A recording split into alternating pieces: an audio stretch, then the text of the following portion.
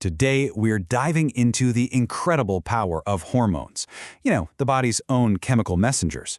We're going to explore how our understanding of them lets us do two completely opposite things: create life and prevent it. It's a fascinating story of control, of choice, and of course, of consequences. So you have to wonder, how is that even possible? How can the exact same set of hormones that kickstart a new life also be used to stop one from ever beginning? It sounds like a total contradiction, right? But the answer isn't a paradox. It's actually hidden inside the elegant, super intricate dance of our own biology. Okay, here's how we're going to break this all down. First, we'll get into the hormone blueprint, the natural cycle. Then we'll see how we can hit the brakes on that system with contraception. After that, we'll look at how we can jumpstart it to tackle infertility.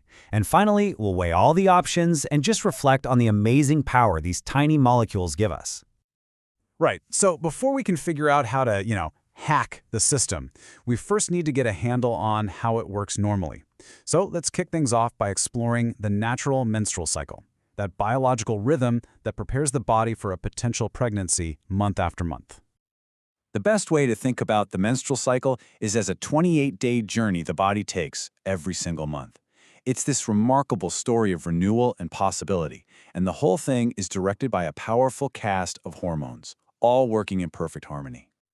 Let's meet the four main characters in this hormonal drama. First up, you've got FSH. Think of it as the director, sent from the pituitary gland to get the show started by maturing an egg. Then you've got estrogen, our set designer, who's busy building up the uterus lining. The star of the show, though, is LH, which triggers the main event, ovulation. And finally, progesterone is our stage manager, making sure everything stays in place just in case of pregnancy.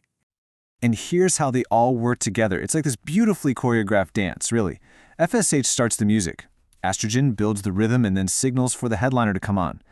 LH leads this dramatic crescendo that results in ovulation. And then progesterone takes over to kind of bring the performance to a gentle close. It's an incredibly delicate balance, and if you mess with any part of it, the whole outcome can change. Okay, so now that we get the natural rhythm of this hormonal dance, let's see how we can basically change the music. It's time to explore the world of hormonal contraception and see how it's used to stop a pregnancy before it even has a chance to start.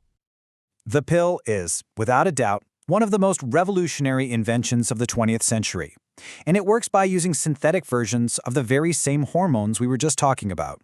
It's just a tiny little pill, but its impact is huge. And its whole strategy is based on tricking the body into thinking it's already pregnant.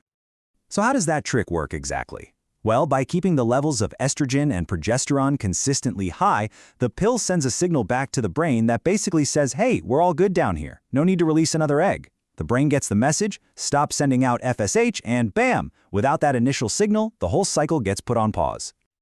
Just look at this side by side. On the left, you've got the natural cycle, this perfect chain reaction of dominoes falling. FSH triggers LH, which leads to ovulation. But over on the right, with the pill, that very first domino never falls. FSH is blocked, so the LH surge can't happen, and ovulation is stopped in its tracks. It's such a simple tweak, but it completely changes the game.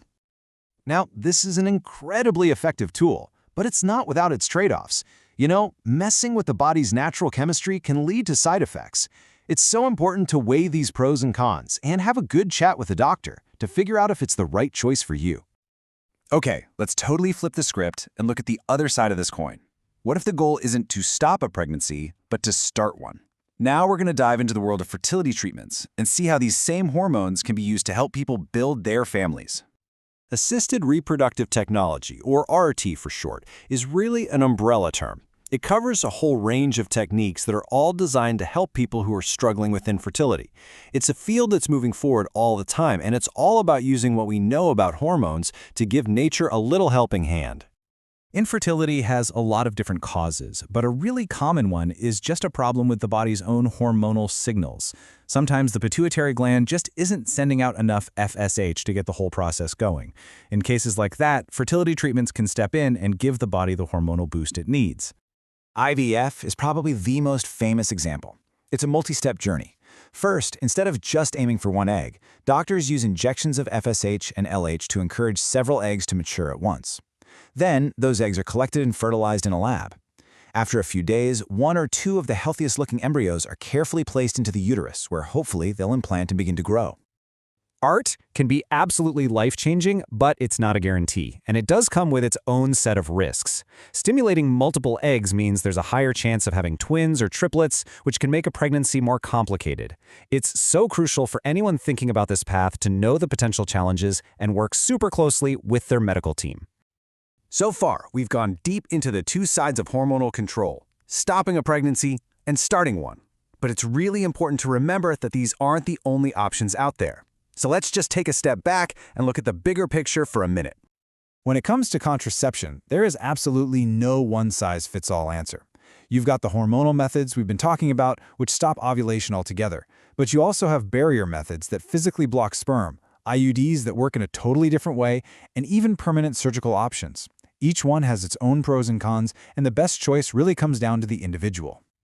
As we've seen, our understanding of hormones has given us a truly mind-boggling amount of control over our own reproductive lives. It's a powerful story of science, of innovation, and ultimately of the power that comes with having a choice. And really, it all boils down to this.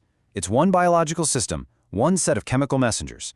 But just by understanding the choreography, we've figured out how to achieve two completely different results. It's the two sides of the very same coin, the power to create life and the power to prevent it. Seriously, our understanding of hormones has unlocked a world of possibilities. It's given us a level of influence over our own bodies that would have sounded like science fiction not that long ago. But as we keep unlocking these biological secrets, we also have to deal with the huge responsibility that comes with that knowledge. We've come so far in understanding this one fundamental system. But it really makes you wonder, what's next? What other mysteries inside our own biology are just waiting for us to figure them out? The future is wide open, and it's up to us to decide how we're going to shape it.